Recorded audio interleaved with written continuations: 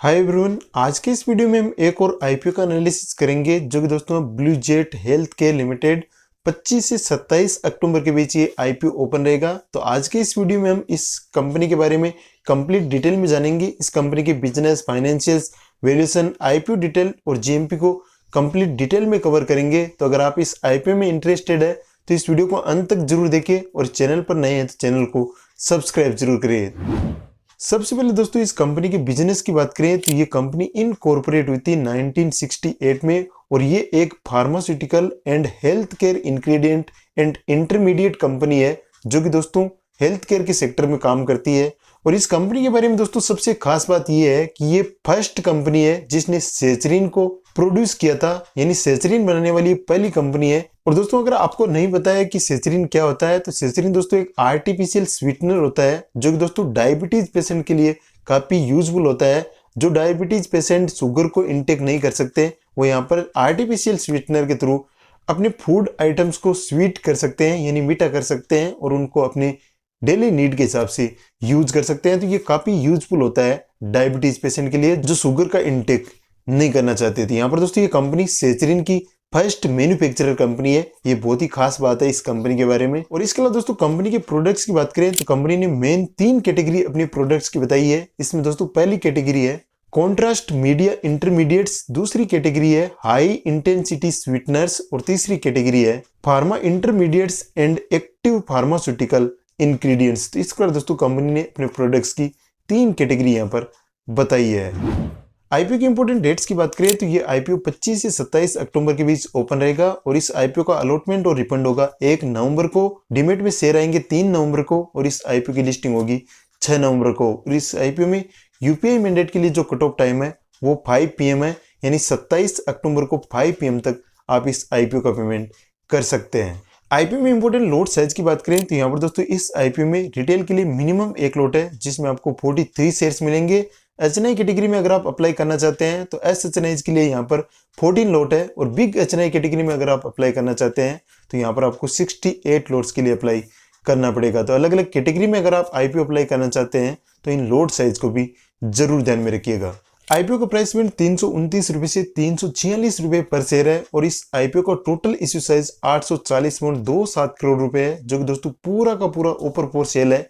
यहाँ पर हमें बिल्कुल भी प्रेस इश्यू देखने को नहीं मिलेगा। आईपीओ के थ्रू जितना भी फंड रेज होगा वो सारा का सारा शेयर होल्डर्स को जाएगा, यहाँ पर कंपनी को कुछ भी मिलने वाला नहीं है। तो ये पूरा का पूरा प्रेस इश्यू है, ये आईपीओ की सबसे नेगेटिव बात है। इस बात को दोस्तों आपको ध्यान में रखना है। और इस आईपीओ की लिस्टिंग बीएसई और एनएसई पर होने वाली है और इस आईपीओ में रिटेल के लिए 35% का कोटा है और एचएनआई के लिए यहाँ पर 15% का कोटा है। तो अगर आपको अलॉटमेंट चाहिए तो यहाँ पर दोस्तों आपको रिटेल कैटेगरी से मैक्सिमम एप्लीकेशन लगानी पड़ेगी, यानी ज्यादा से ज्यादा एप्लीकेशन आपको अलग अलग डीमेट अकाउंट से लगानी पड़ेगी। एक पेन से आपको एक एप्लीकेशन लगानी है, जैसा कि मैं हमेशा वीडियो में बोलता रहता हूँ। तो अगर आपके पास डीमेट अकाउंट नहीं है तो आप अपना डीमेट अकाउंट ओपन कर सकते हैं। आपके फैमिली मेंबर्स के पास भी अगर डीमेट अकाउंट नहीं है तो नीचे मैं लिंक दे रहा हूँ, अपनी पसंद का कोई भी ब्रोकर आप चूज कर सकते हैं और उसमें अपना डीमेट अकाउंट ओपन करके सारे आईपीओज में अप्लाई कर सकते हैं। जो भी आपको आईपीओ अच्छे लगते हैं उनमें आप अप्लाई करके पैसा कमा सकते हैं। तो यहाँ पर दोस्तों आपको मैक्सिमम एप्लीकेशन रिटेल कैटेगरी से लगानी है,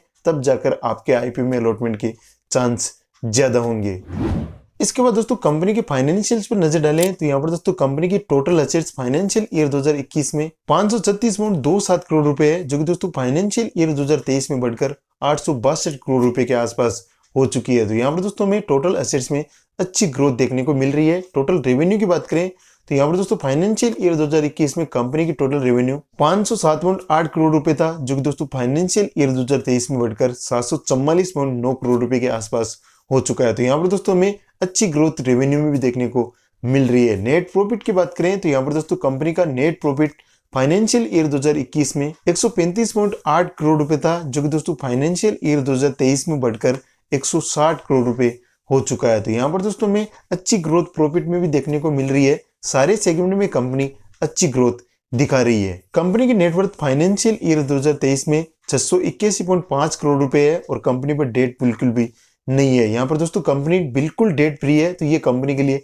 बहुत ही अच्छी बात है। तो यहाँ पर दोस्तों कंपनी के फाइनेंशियल्स ओवरऑल काफी अच्छे लग रहे हैं। सारे सेगमेंट में कंपनी की ग्रोथ अच्छी है, चाहे वो रेवेन्यू की बात करें, चाहे वो टोटल एसेट्स की बात करें, चाहे प्रॉफिट की बात करें या हम डेट की बात करें। तो यहाँ पर दोस्तों कंपनी की ग्रोथ काफी अच्छी लग रही है, कंपनी के ओवरऑल फाइनेंशियल्स काफी अच्छे हैं।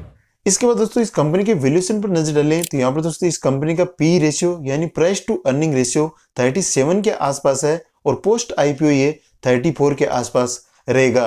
और इस कंपनी का आरओई 26% के आसपास है, आरओसी 32% के आसपास है और इस कंपनी का ईपीएस 9.23 पर इक्विटी शेयर है और इस कंपनी का रिटर्न ऑन नेटवर्थ भी 23% के आसपास है। तो यहाँ पर दोस्तों कंपनी की ग्रोथ काफी अच्छी लग रही है, कंपनी का वैल्यूएशन काफी अच्छा है। यहाँ पर आरओई 26% के आसपास है, आरओसी 32% है, जो कि दोस्तों काफी अच्छा माना जाता है। अगर किसी कंपनी का आरओई और आरओसी 15% से ऊपर होता है तो वो कंपनी काफी अच्छी मानी जाती है, उस कंपनी की ग्रोथ काफी अच्छी मानी जाती है। तो यहाँ पर दोस्तों कंपनी काफी अच्छी तरीके से ग्रो कर रही है, कंपनी की ग्रोथ काफी अच्छी है। यहाँ पर दोस्तों इस कंपनी की कोई भी पीयर लिस्टेड कंपनी नहीं है, तो यहाँ पर दोस्तों इस कंपनी के वैल्यूएशन को हम कंपेयर नहीं कर पाएंगे। अगर कंपैरिजन होता तो हमें और ज्यादा सटीक पता चलता है कि यहाँ पर कंपनी जिस प्राइस पॉइंट पर लिस्ट होने की कोशिश कर रही है वो प्राइस पॉइंट सही है या नहीं, और कंपनी जिस वैल्यूएशन पर आ रही है वो वैल्यूएशन भी यहाँ पर रीजनेबल है या नहीं। तो यहाँ पर दोस्तों कोई भी पीयर लिस्टेड कंपनी नहीं है, लेकिन दोस्तों कंपनी की ग्रोथ काफी अच्छी है,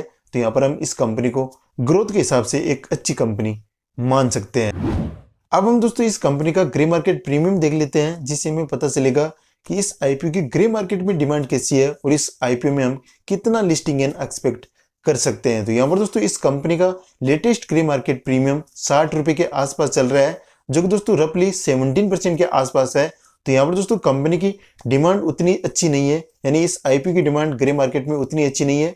अगर आईपीओ की डिमांड 20% से ऊपर होती तो यहाँ पर हम इस आईपीओ में 15 से 20% का लिस्टिंग गेन एक्सपेक्ट कर सकते थे। लेकिन दोस्तों यहाँ पर ये आईपीओ ओपन हुआ है, तो यहाँ पर दोस्तों आने वाले दिनों में डिमांड बढ़ भी सकती है, तो हमें यहाँ पर नजर बनाकर रखनी है। लेकिन फिर भी दोस्तों मैं हमेशा की तरह बोलना चाहूंगा कि यहाँ पर आपको केवल और केवल जीएमपी के बेस पर कोई भी डिसीजन नहीं लेना है, आपको पूरी कंपनी को एनालाइज करना है और उसके बाद दोस्तों आपको किसी भी प्रकार का इन्वेस्टमेंट करने का डिसीजन लेना है। अगर आप आईपीओ में इन्वेस्टमेंट करते हैं तो भी दोस्तों आपको पूरी एनालिसिस करने के बाद ही करना चाहिए, और अगर आप किसी लिस्टेड कंपनी में भी इन्वेस्टमेंट करते हैं तो भी दोस्तों आपको अपनी पूरी एनालिसिस करना चाहिए। किसी की रिकमेंडेशन या किसी के कॉल टिप के आधार पर आपको कोई भी इन्वेस्टमेंट शेयर मार्केट में नहीं करना चाहिए, क्योंकि दोस्तों शेयर मार्केट रिस्की होता है, इसमें आपकी कैपिटल भी लूज हो सकती है। तो इस बात को दोस्तों आपको ध्यान में रखना है, आपको अपनी समझ के आधार पर ये डिसीजन लेना है।